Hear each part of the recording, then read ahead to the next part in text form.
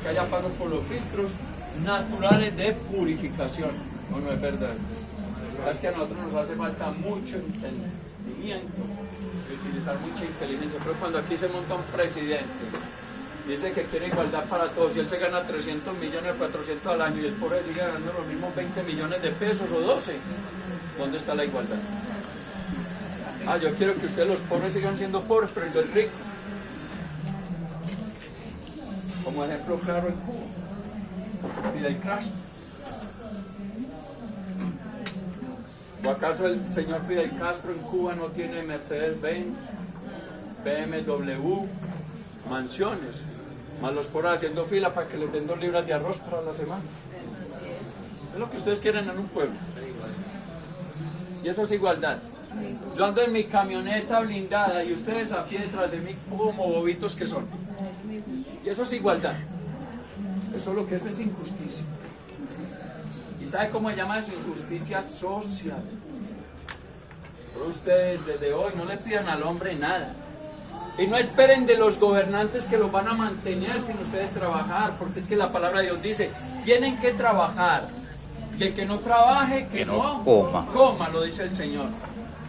¿Y habrá un hombre más grande que Dios para cambiar los designios de Dios? No.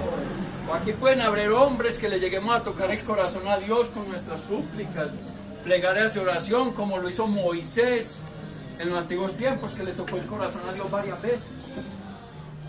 Pero mire que Moisés le tocó el corazón a Dios, pero no cambió la decisión que Dios tenía. Sí cambió Moisés las decisiones de Dios, no fue Dios el que cambió sus decisiones.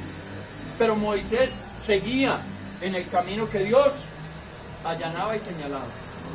Pero Moisés se sintió perdido en las arenas porque dijo, pero si yo mandé a Josué y a aquel otro hombre y se demoraron 3 meses sin ir y venir, porque nosotros llevamos tantos años no encontramos la tierra prometida ya. O sea que Moisés no había como caído en ese discernimiento de que era por nada. No, simplemente iba caminando y pasaban los días y no llegaba a ningún lugar. Mas él sí se preocupó un tiempo, porque él decía, yo mandé a Josué adelante para que encontrara la tierra prometida y nos pudieran guiar. Y para demostrarle a los que vamos a sacar de la esclavitud que sí existe más, trajeron hasta gajos de uvas tan grandes que los traían un gajo amarrado con una vara. Porque era Canaán, tierra de abundancia, donde emanan nuez, miel y leche. Los hizo caminar 40 años, siendo que no era necesario, porque la ida a Canaán podían ir en 1 mes y medio, 2 meses. Y si no, mire cuánto se demoraron los hijos de Jacob en ir a Canaán cuando la sequía, y en volver a Canaán, y enseguida volver a Egipto para llevar a Benjamín cuando José lo reclamó. Esto es como cuando uno pierde una selva que da vueltas y ves, en el mismo lado. Estamos en el mismo lado. Eso le pasó a Israel. Los puso a andar en círculo seguro. Y para él no es imposible hacer eso. ¿Y cómo reclamarle a Dios porque los puso a caminar 40 días? 40 años. Si él sabía por qué lo hacía. Y más mire que habiéndolos puesto a caminar 40 años, ¿quiénes entraron en verdad que salieron de Egipto a Canaán? Muy pocos. Apenas entraron como 5 nomás. De los que salieron de Egipto a Canaán, sí, muchos entraron 5. Los demás fueron los descendientes, porque no entraron hombres sino el mayor de 25 años. De los que entraron a Canaán, el mayor era de 25 años. O sea que todos se murieron en el camino. Sí, todos nacieron en el camino. Pero como nosotros no entendemos las cosas, entonces decimos que Dios está mal. Y no es que Dios sea mal. Estaba purificando a su pueblo. Estaba perfeccionando a su pueblo para que su pueblo no creyera en las creencias de Egipto. Porque todas esas personas traían las creencias ¿de dónde? De Egipto. Y entonces donde los deja entrar a Canaán con las creencias que traían de Egipto, ¿cuántos dioses iban a tener allá? Entonces, ¿a quién iban a adorar? ¿Al Dios verdadero o a los dioses falsos? A los dioses falsos. Y enseguida, miren, nos puso a caminar 40 años en el desierto para purificarnos. Y después de ellos, mire cuántos años han pasado. Y viene Jesús y ha pasado 2000 años.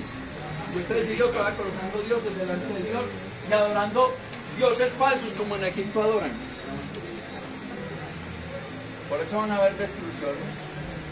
Pero ciudades completas van a desaparecer. Por eso la tierra, que es 3 partes de agua y una de tierra, van a quedar 3 partes de agua, 3 partes más de agua y una sola de tierra. O sea, este cuarto de mundo que tenemos en tierra va a quedar de ese cuarto, divídalo en 4 y quedará uno solo. ¿Y cuáles países van a quedar, Francisco? Suramérica. Quedarán quietos. Porque los países del norte nos trajeron toda la porquería a los países del sur, y de los países del sur ofendimos a Dios por coger la porquería de los países del norte. ¿Dónde vinieron los tatuajes? ¿Ustedes saben de dónde vinieron los tatuajes? Del norte. De los países del norte. ¿De dónde vino la brujería, la hechicería, todas esas cosas? De los países del norte. ¿De dónde vinieron las aberraciones sexuales, de los actos impuros, de homosexualismo y lesbianismo? De los países del norte. No me creen, se los muestro de las escrituras. Jeremías, mira hacia el norte, dime qué estás viendo. Le dijo el Señor nuestro Dios a Jeremías. Y Jeremías miró y dijo: Señor, veo una olla con agua hirviendo, una olla de barro gigante con agua hirviendo. Y Dios le dijo a Jeremías: Jeremías, has visto muy bien, ahora vuelve a mirar, dime qué ves. Señor, ya veo que es agua caliente hirviendo, se está derramando y está viniendo de los países del norte a los países del sur. Has visto muy bien, Jeremías. Eso significa toda la basura que iba de los países del norte a nosotros. Hubiera sido mejor no habernos desarrollado como nos hemos desarrollado. Porque mire esos computadores a dónde nos están llevando. Mire los teléfonos celulares a dónde nos están llevando. No es sino pornografía. Y todo hombre que coge y abre un celular ve pornografía, quiera o no quiera. Imagínense, yo predico y estoy en Facebook en predicaciones.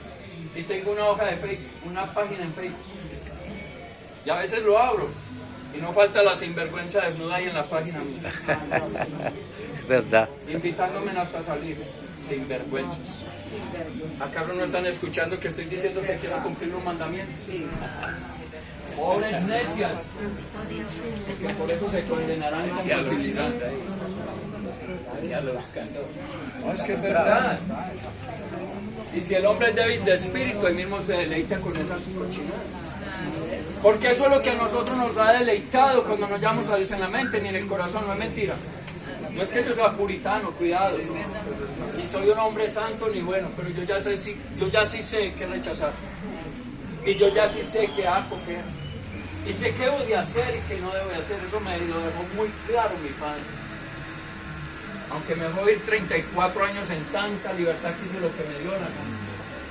Pero ya no quiero hacer lo que me venga en gana, ni lo que me enseñaron a hacer. Ya quiero hacer lo que él dice que hagamos. Y por eso hoy hablo como hablo. Aquí muchos hombres me dicen: es que usted no peca. Yo, el que esté libre de culpa, lance la primera. Y si Jesús nos dijera eso, yo coloco las manos atrás y espero a quien de ustedes se atreve. Porque uno a veces cree que está haciendo lo bueno y ante Dios estamos haciendo ¿qué? Lo malo. Lo malo. Por eso ya reflexionar y hacerle un pare a nuestros. ¿Tienen alguna pregunta, alguna duda sobre lo que estamos hablando? ¿Tienen preguntas?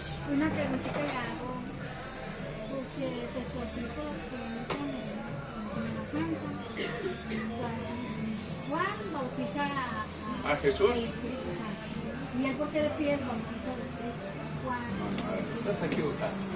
Ah, En el río Jordán, sí.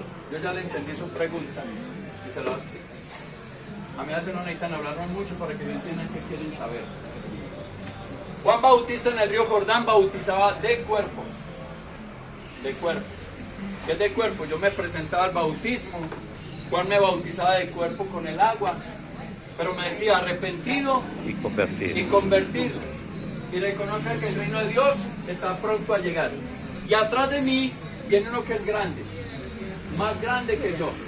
Mientras él crece, Yo disminuyo. yo disminuyo. Y yo no soy digno siquiera de corrobar mi espalda para postrarme a sus pies. Igual no soy digno siquiera de desatar las correas de sus sandalias, porque él es grande. Y él viene después de mí a bautizar de espíritu. Yo solo bautizo de cuerpo. ¿Qué quiere decir que bautiza de cuerpo? Los creyentes en Dios creyeron en el bautismo de Juan y murieron sin recibir el bautismo de Jesús, ellos tendrán vida eterna. Pero los que no creyeron en el bautismo de Juan y murieron sin creer en el bautismo de Juan, todos se condenaron. Entonces Jesús viene a bautizarnos de Espíritu. Y cuando Jesús viene a bautizarnos de Espíritu, se presenta ante Juan para que Juan lo bautice, porque así estaba escrito por los profetas, que Juan y Jesús tenían que ser bautizados en el río Jordán y que el último profeta bautizaría a Jesús, anunciado por el profeta Isaías. Entonces cuando Jesús va donde Juan, Juan se sintió muy poca cosa ante Jesús, como todos nos debemos de sentir, porque no hay sino uno que es grande, ¿cierto? Sí. Y entonces Juan exclama y dice: Señor, tú vienes a mí a que yo te bautice. Yo no soy digno de bautizarte a ti. Bautízame tú a mí. Porque Juan sabía que él era el Cordero. Y sabía lo grande que era el bautismo que él venía a darnos. Mas Jesús le dice: Juan, no te preocupes quién soy yo.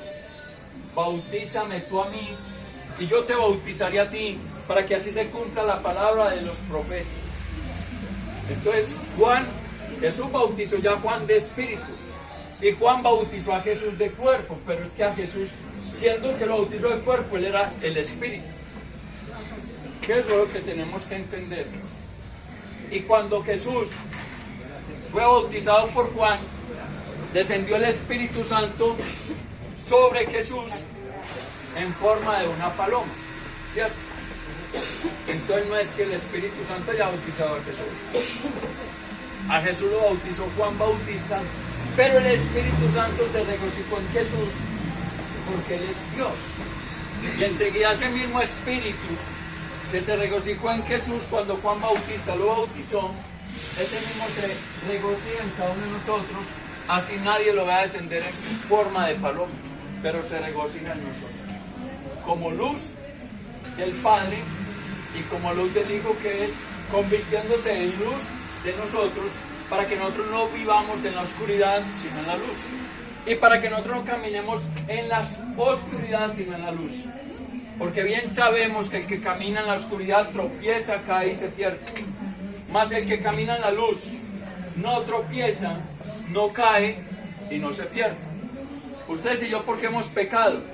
Porque hemos despreciado la luz y hemos acogido la oscuridad. Y por eso estamos tan mal ante Dios y por eso hemos ofendido tan grandemente a nuestro Señor. Entonces a Jesús no lo bautizó el Espíritu.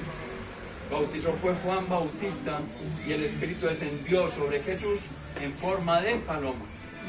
Porque lo que desciende sobre nosotros al ser bautizados el Espíritu de Dios. Me he hecho una pregunta casi me dicen que si cuando usted dice que Dios no mora en templos de roca, que cuando está expuesto el Santísimo, que si Dios no está morando ahí. La pregunta de él es, para que entendamos un poco, yo no soy el que digo que Dios no mora en templos de roca.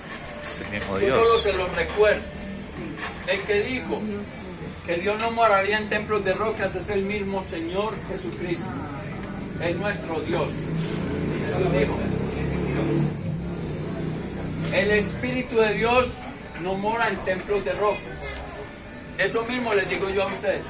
Entonces hace la pregunta y dice: si usted está diciendo de que el Espíritu de Dios no mora en templos de rocas, cuando está exhibido el Santísimo en el altar de Dios, o sea, en la Eucaristía, o cuando el sacerdote lo deja exhibido ahí, que si Dios está ahí. Ojo a la palabra del Señor para que no nos confundamos. Oídos abiertos y ojos abiertos para que escuchemos la verdad y veamos la verdad, y así no andemos como el divagante. Así no seamos ciegos guiados por ciegos. El Santísimo es el lugar donde se mete ¿qué? La hostia. Donde se consagra la hostia, para que esa hostia se convierta en el cuerpo y en la sangre de nuestro Señor Jesucristo, para que nosotros comamos de ella y bebamos de ella para que tengamos ¿qué? Vida eterna. eterna. Pero también escucha, Israel, donde hay vida estoy yo. Ojo, donde hay vida estoy yo. ¿Qué es la hostia que se consagra en el altar? Un trozo de harina sin levadura. Esa es la hostia que consagramos en el altar de Dios para que convierta en cuerpo de Cristo. Esa hostia, siendo que es un trozo de harina, pregunto, ¿está con vida o sin vida? La que está ahí sin vida. Aprendamos. ¿Ustedes saben quiénes hacen las hostias que se consagran en las iglesias, como ustedes las llaman, en la casa de oración? ¿Ustedes saben quién hace esas hostias? Las monjas. Las monjas tienen fábrica de hostias y se llenaron de plata y cuenta las hostias. Y un sacerdote también. Porque eso es un negocio. Vendieron el cuerpo de Cristo y lo compraron todo el mundo. Francisco, Porque al sacerdote le toca comprar la bolsa de hostias para darnos a nosotros en la Eucaristía. O la gente a mí me dice, usted sí es descarado. ¿Sabe que al sacerdote le toca comprar las hostias y le dice a los hombres que no le den al sacerdote? Pues que no nos dé ese cuerpo entonces.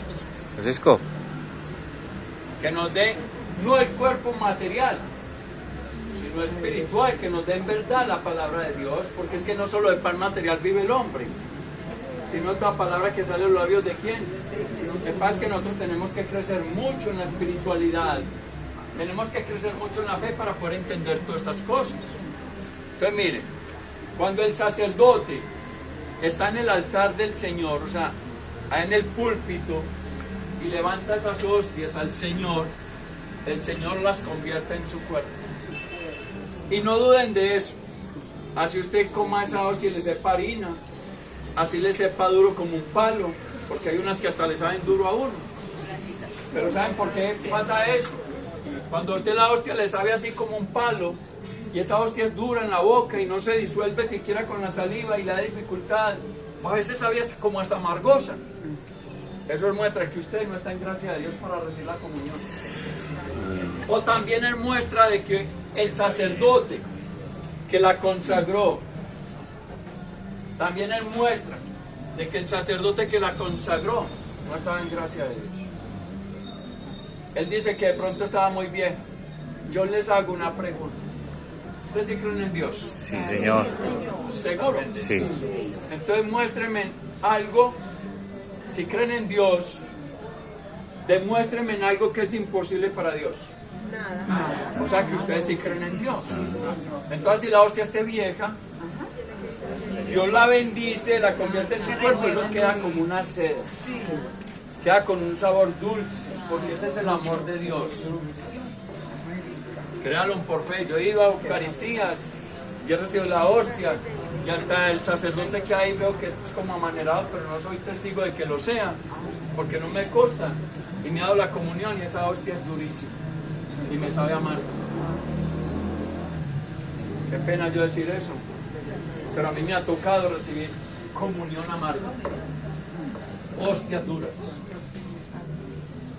Y no es porque yo no haya en gracia de Dios, porque yo soy un pecador, y es verdad, y lo reconozco, porque yo no vine a pasar por santo ni bueno ante ustedes, vine a pasar honrado, por ser honrado, porque les aseguro, el que más honrado dice que es el que más ladrón es.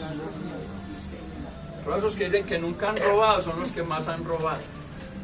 Los que decimos que nunca me han mentido